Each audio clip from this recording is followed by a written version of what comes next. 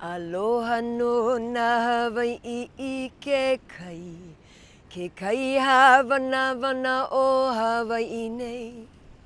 Ohi I ka limu me na pupu.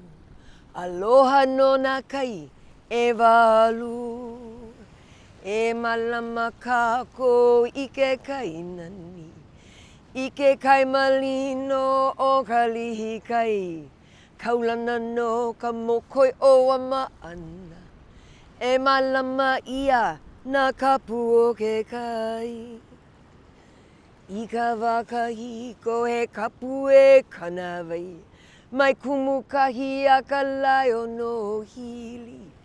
O na honua me na kohola. Ua kapu ia na mea a pau. Haina ia mai ana kapuana. O ke aloha ka malama a o ke kapu. O ka mahalo a me ka mana nui. No na kai e walu o Hawai'i nei.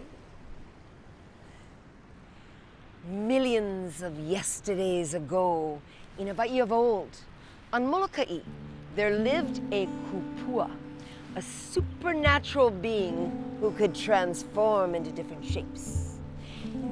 The kupua's name was Ko'ona, and there were people on Molokai who worshipped and prayed to him, especially one man who was his kahu.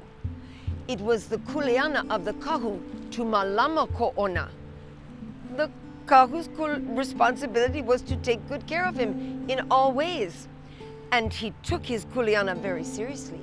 Now when Ko'ona, the kupua, heard about this amazing loko i'a, a fish pond where big, fat, juicy fish could be easily scooped up and caught.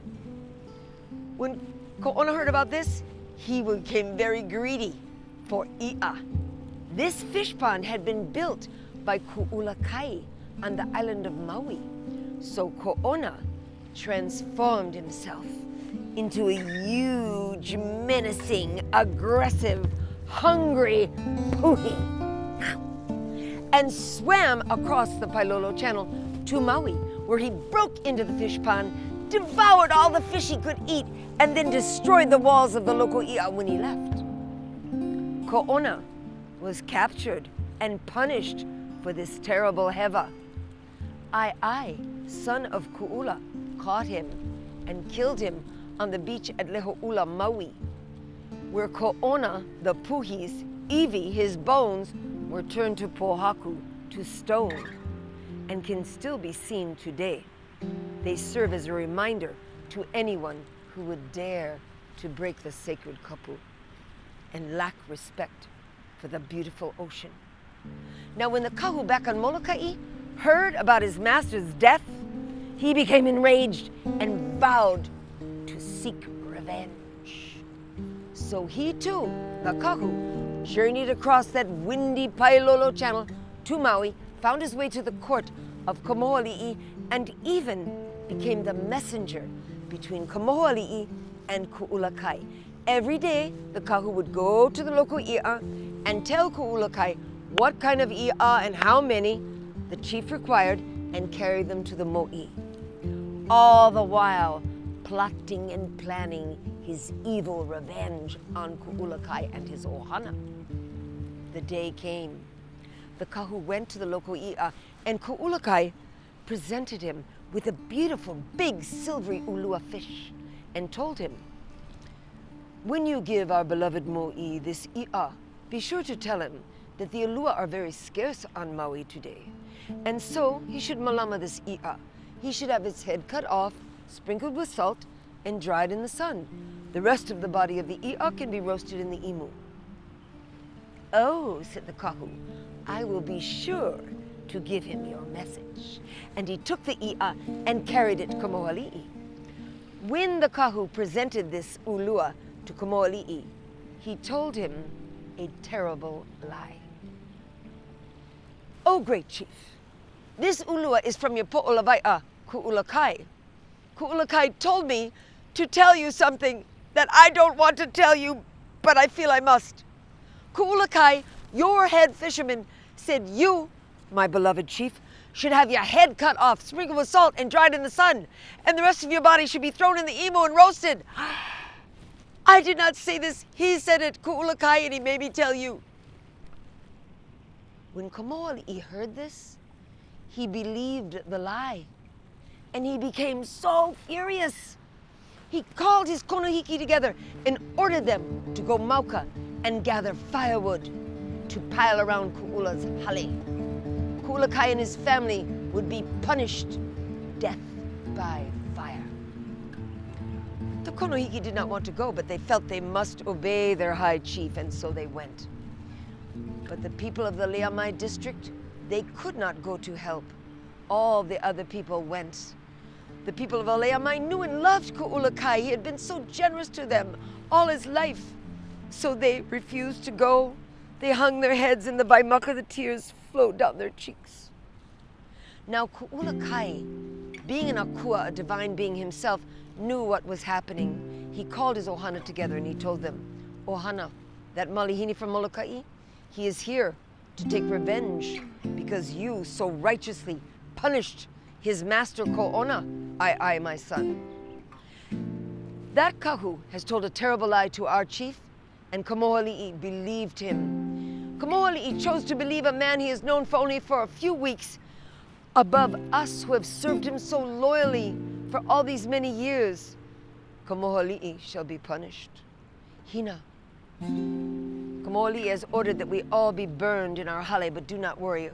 We, Hina, you and I, shall return to the sea, from whence we came, to live forever. And when we go, my wife, we will take with us all the fish from the seas, the rivers, and streams. There will be nothing remaining here in Hana. And you, my son, you must remain here. It will be your kuleana to teach the people of our pai'aina how to malama this precious resource of the ocean. Here, I give you Manaya Kalani. This sacred magical fish hook will help you, my son. And with this la'au, you can call any fish you want. And this shining cowrie shell, this leho ula, will lure the he'e out of their hiding places and catch them with a sharp hook contained within. But most importantly, my son, here is Kū'ula. You are to take this pohaku, this stone, and build the fishing shrines, the ko'a, and teach the people how to malama the kai. You must show them how to offer the very best of their catch and place it here on the stone, offering their pule, their prayers of gratitude and reverence for the beautiful ocean and all it gives us. You must teach them how to only take what they need for their ohana, never to waste and always to share with those too old or sick to fish. No sooner had the family finished their conversation when the soldiers from Moʻolelo arrived.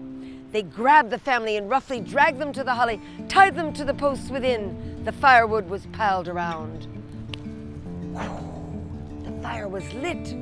With a crackling and popping and a snapping, the flames leaped upward. Kū'ulakai and Hina mysteriously drifted up and out to sea, taking with them all the i'a from the kai, the kahavai. I followed his father's directions, saw a train of smoke that led him up the hill of Ka'iviopele and hid there in a cave to watch what happened. He saw a mysterious wind suddenly appeared, and the flames that had been consuming the hale were now turned outward and began to burn up all the people who had gathered around to watch the house burn down. The first to die by fire was the evil kahu from Molokai. He was reduced to a pile of ashes. Only the people of Leamai were spared.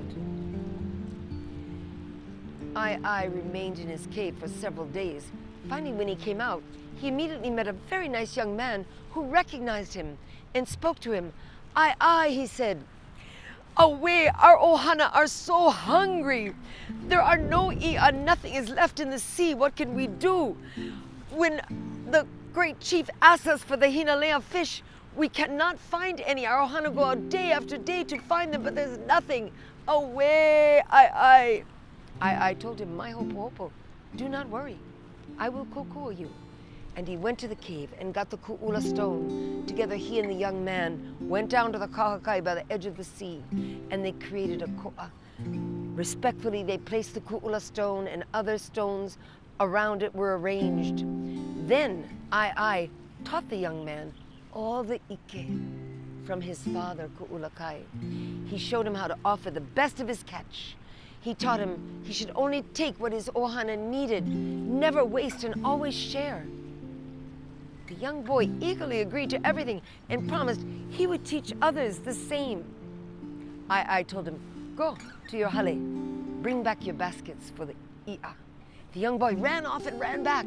When he returned, he was thrilled to see the kai was full of beautiful hinalea fish. Eagerly, he scooped up the hinalea and put it in his basket. And remembering what I had taught him, he selected the best i'a and offered them on the ku'ula stone, along with his pule, his prayers of gratitude and reverence for the kai. Soon, the fishermen from Kamohoali'i came. They too saw the hinalea and eagerly gathered it up. Forgetting to make any offering, they ran back to give it to their chief. When Kamohoali'i saw the hinalea, his eyes got big and his greed began to take him. He grabbed some fish and stuffed them in his mouth and was chomping happily on them until one of them stuck in his throat. He couldn't breathe. Make died dead. When Kū'ulakai and Hina, out at sea, saw what was happening and that Kamoali'i had been punished for his hewa by his own greed, they began to release the rest of the i'a back to the seas and the rivers and the streams. Life was restored to Hana Maui. I continued to establish the ko'a and teach people throughout Maui, and then he journeyed to all the other mokupuni in the Pai'aina, visiting every island and teaching people the ike of his father, how to malama our beautiful and beloved sea. And now, dear listener, it is for you, the kuleana, to malama the kai. How will you show your gratitude and your respect for this beautiful ocean that surrounds our island home? Pipi holo ka'au, our tale has been sprinkled.